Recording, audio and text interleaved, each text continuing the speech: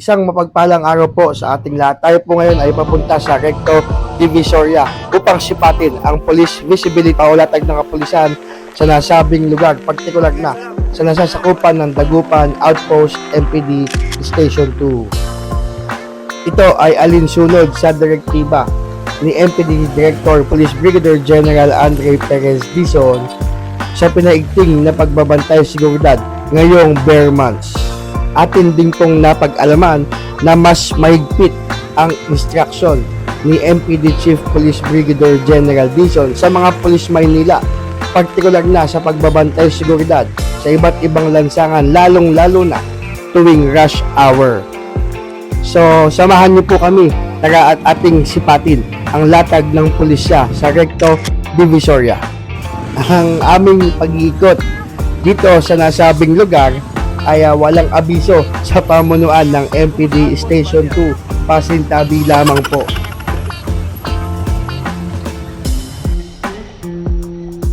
Sa atin pong pag-iikot dito sa kahabaan ng Recto ay halos bawat kanto ay may mga nakatayo o mga naglalakad na kapulisan ng Dagupan Outpost MPD Station 2. Magaan ang daloy ng trapiko dahil napapanatiling malinis at maluwag ang kahabaan ng Recto Divisoria.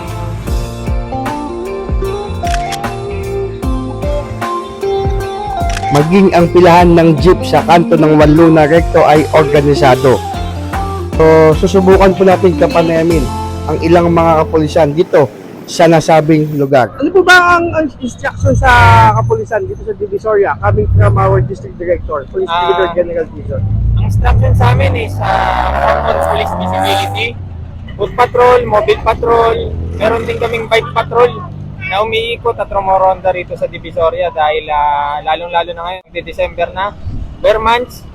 And then may event tayong election tsaka yung November 1, 24/7 tayong may tao rito dahil sa gabi meron naman tayong night market. Minsan na rin tayong nakapag-ikot sa nasabing lugar upang sipatin ang sitwasyon tuwing night market.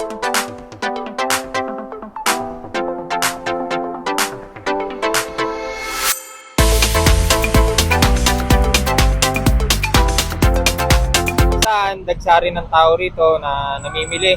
Sa umaga naman, ayan, kamukha niyan. Dito sa Ilaya, ang daming bilihan dito ng mga... Kasabay ng pagpabantay seguridad ay ang walang patid na offline paalala o offline bandilyo ng mga kapulisan sa nasabing lugar.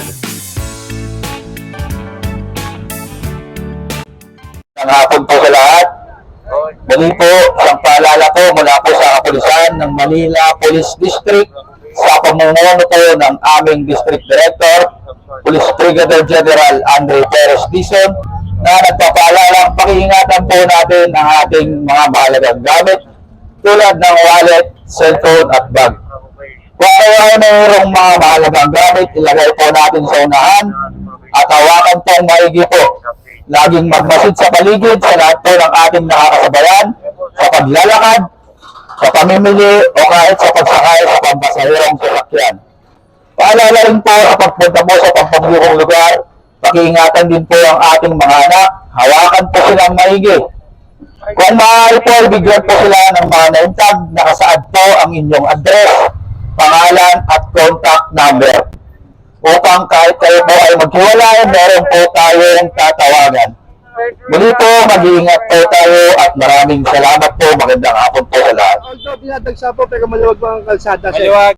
Yan ang inuuna natin kasi kiniklearing natin yan. Kasi ang unang-una nagkokos ng traffic dito is yung illegal vendor, obstruction. Ayan, police visibility. Lagi nating niroronda, nilalagari natin.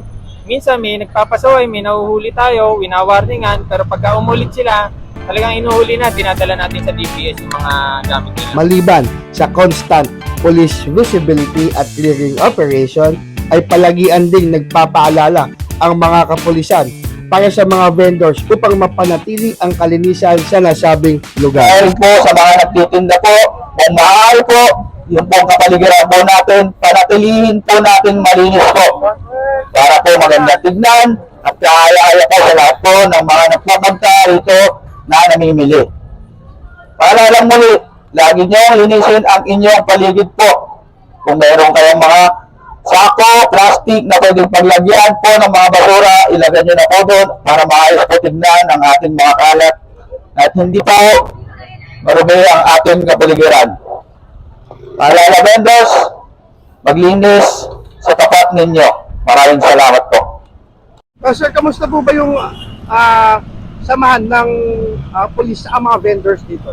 Dito naman okay naman kasi almost lahat naman na nasa establishment at legal vendor kung tawagin natin natutuwa naman kasi nawala yung mga nakaharang sa kanila na illegal vendor.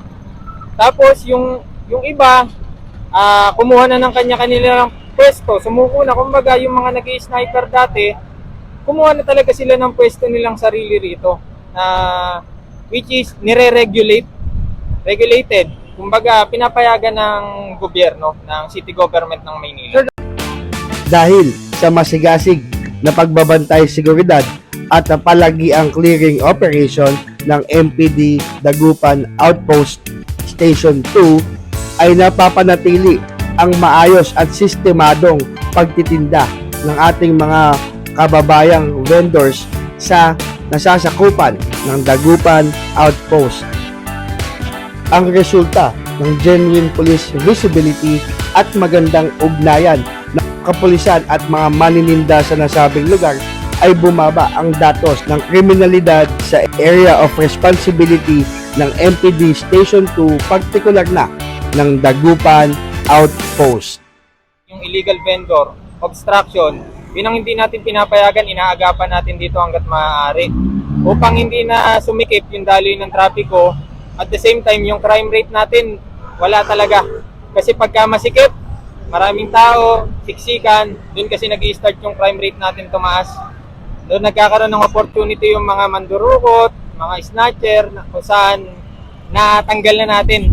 As hindi man natin na zero, na lessen natin, napababa natin.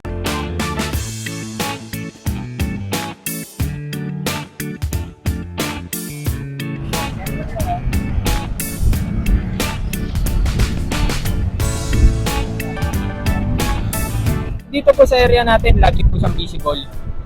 Hands-on po yung ating outpost commander dito sa AOR po natin.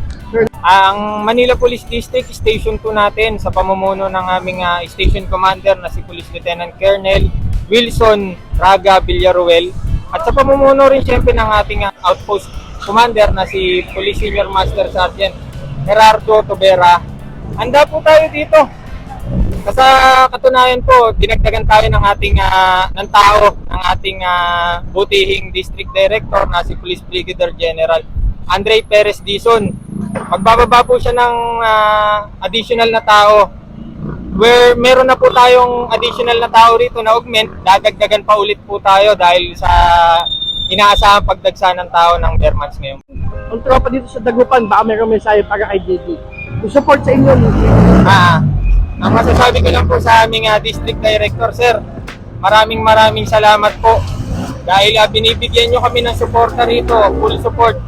At pag-ikot nyo sa amin araw-araw, lagi nyo po kami dinadaanan dito. Malaking appreciation po sa amin yun. Para mo sa mga kababayan na magtutungo dito sa Divisoria, kaunting paalala. Ang lagi naman po naming paalala rito tuwing pupunta po kayo ng Divisoria, crowded area, hanggat maaari po, wag na po tayong magsama ng bata. Dahil ang bata po na yan, pag ating nabitawan, kawawa naman po. At yung mga gamit po natin, lagi po nating ingatan hanggat maaari sa harapan po para makaiwas po tayo sa mandurukot.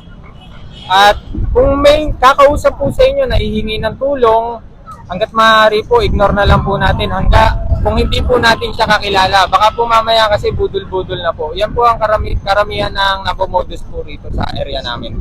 Full name and designation. I am Police Corporal Limuel Santos Sales, Beat Patroller of Dagupan Outpost, Manila Police District. Ang katiwala ng punong nangangasiwa sa Divisoria. Maraming Thank you, salamat sir. Thank you. Maraming salamat po sa inyong pagsubaybay. Abangan po ang ating susunod na vlog patungkol sa hakbang ng MPD Station 2 para sa nalalapit na barangay and SK election. Muli, ito po ang inyong galugad by Big Brother. Always keep safe and God bless. Mabuhay po tayong lahat.